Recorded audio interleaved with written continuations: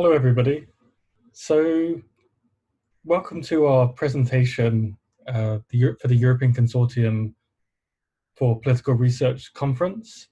My name is James Downs, and I'm a researcher in comparative politics at the Chinese University of Hong Kong. I'm also a senior fellow at the Center for Analysis of the Radical Right, and also head of the Populism Research Unit there. And I'm based in Hong Kong. My colleague, who is also the co-author and the lead author of our paper, Felix Wiebrecht, is a PhD researcher at the Chinese University of Hong Kong. And so the paper that we're going to be presenting very briefly today for just about 10 minutes is looking at a very key issue in German politics, looking at the far-right party, the Alternative for Deutschland, Alternative for Germany party. And so our paper is titled East versus West, Regional Factionalism and the Alternative for Deutschland. So when we're looking at this particular type of far-right party, it's good to provide a bit of brief background information. So the AfD was founded in April 2013, and it was actually initially seen as a hard Eurosceptic party. The initial founders that founded the party wanted the party to leave the European Union, and so they adopted a lot of kind of hard Eurosceptic party positions. The party actually undertook a transformation, particularly around 2016 and 17 onwards, becoming what we would call a much more populist radical right party.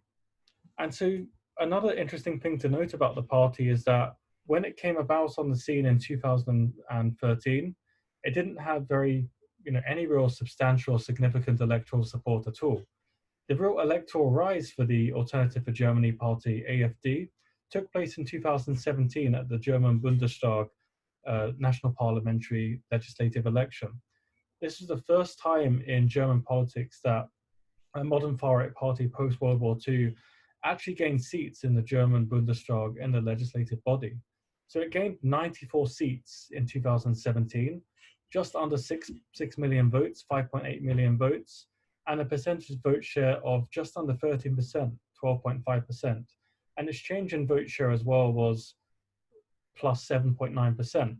So the AfD benefited from widespread anti-incumbency effects and also arguably from the refugee crisis context. So arguably it gained votes from the SDP, the Social Democratic Party, and at the same time, arguably also gained votes from the CDU, Chancellor Angela Merkel's party.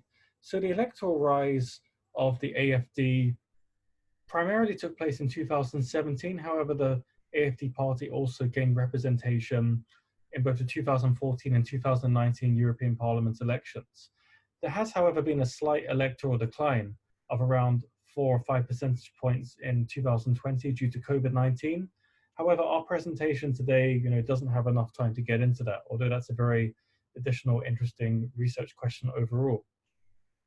So the backdrop overall for this topic is that the AfD has ideologically transformed from a conservative Eurosceptic party towards a fully fledged far-right party family that's focused on anti-immigration and Islamophobia.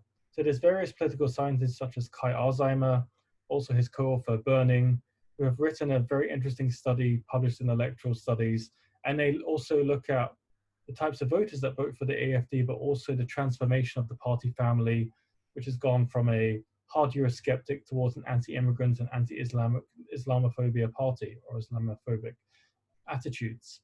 However, of course, the AfD still adopts a very strong anti-EU stance, as a similar with a lot of populist radical right parties.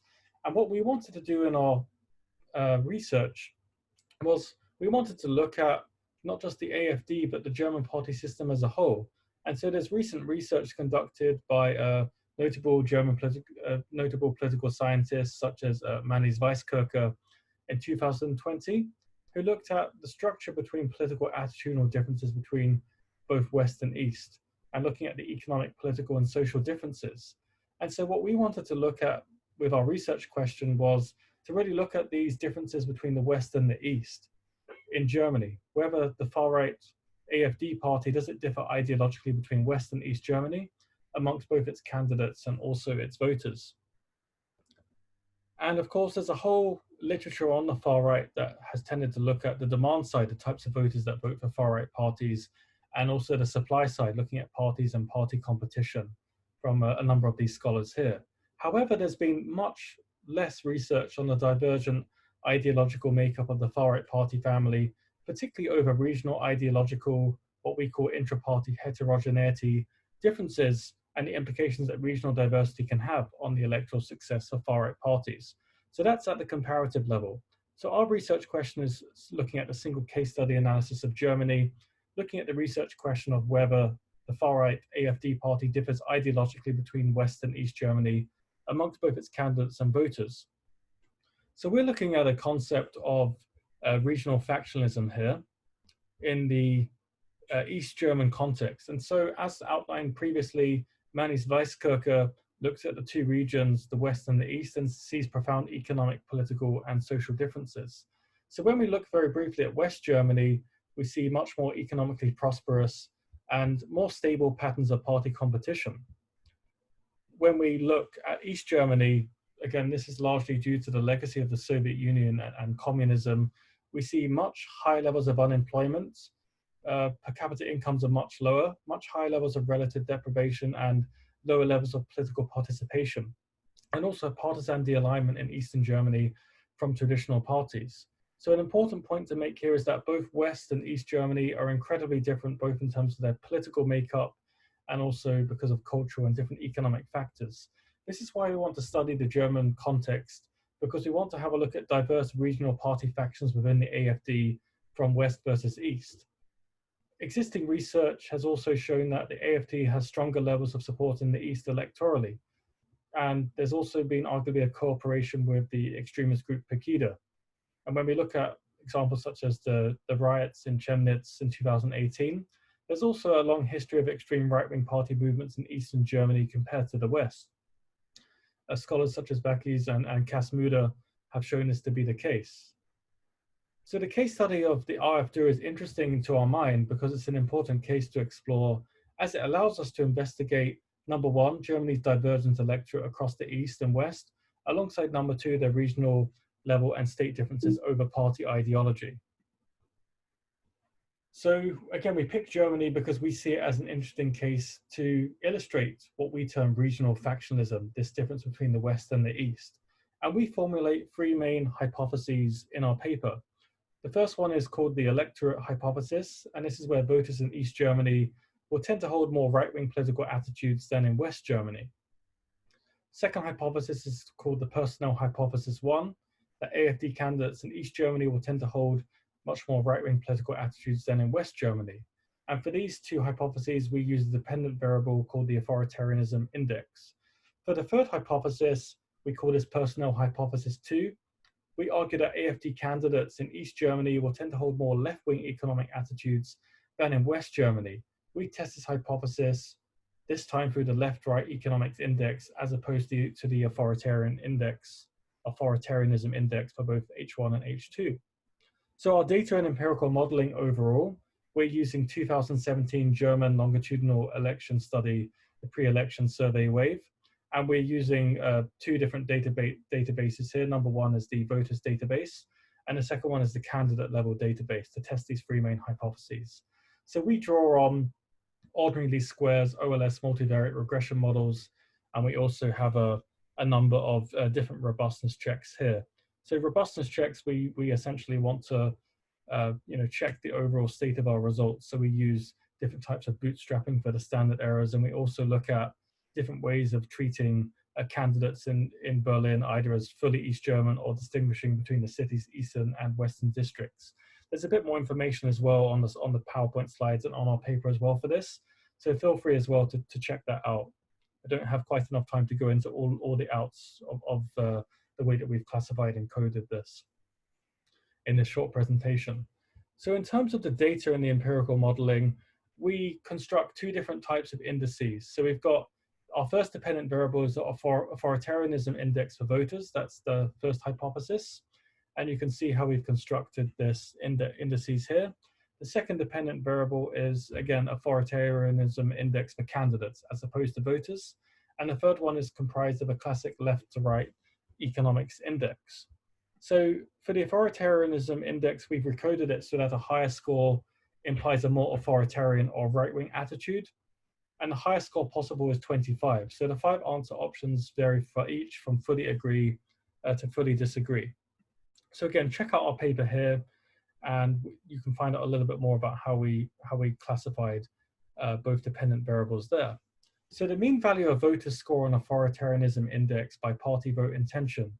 Interestingly, what we find here is that the score tends to be much higher for AfD candidates compared to, say, candidates for the centre-right CDU/CSU, for the centre-left SPD. And so the AfD candidates tend to be, both candidates and voters tend to have much higher levels of right-wing political attitudes on the socio-cultural issue dimension here. So that's the socio-cultural issue dimension and not the socio-economic dimension. So briefly then, to present our first hypothesis, what we find here is that in the East, we find a number of statistically significant effects. So what we actually find here is that candidates in the East tend to have much more right-wing authoritarian attitudes than AfD candidates in the West, which is a really interesting finding. We also got a number of statistically significant findings here.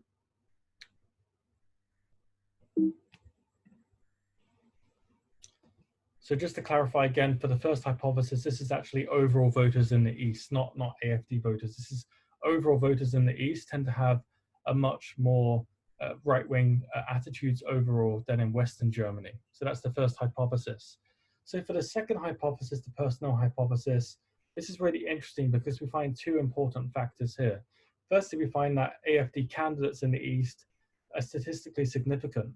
So they're much more likely to have more right-wing authoritarian attitudes on the socio-cultural issue dimension than other different political parties, such as the SPD on the center-left, and on the right, the CDU, and also the sister Bavarian party, the CSU.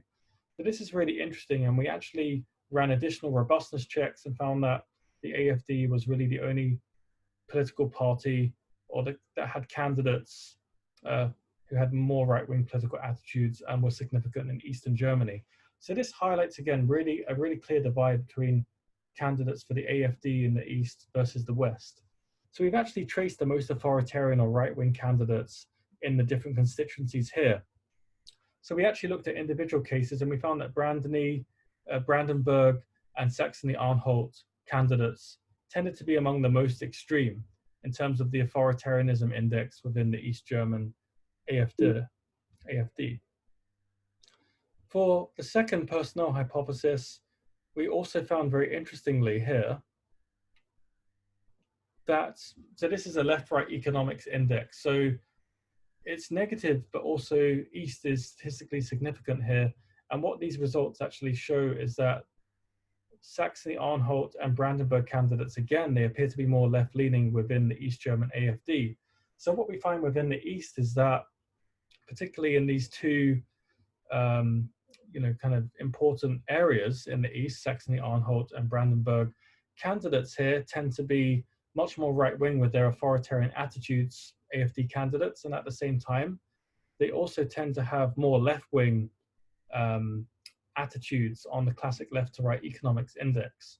So this is measured from left to right from those different survey questions, and we find statistically significant differences here for the AfD. So what do these findings mean overall, very briefly then, for the overall story?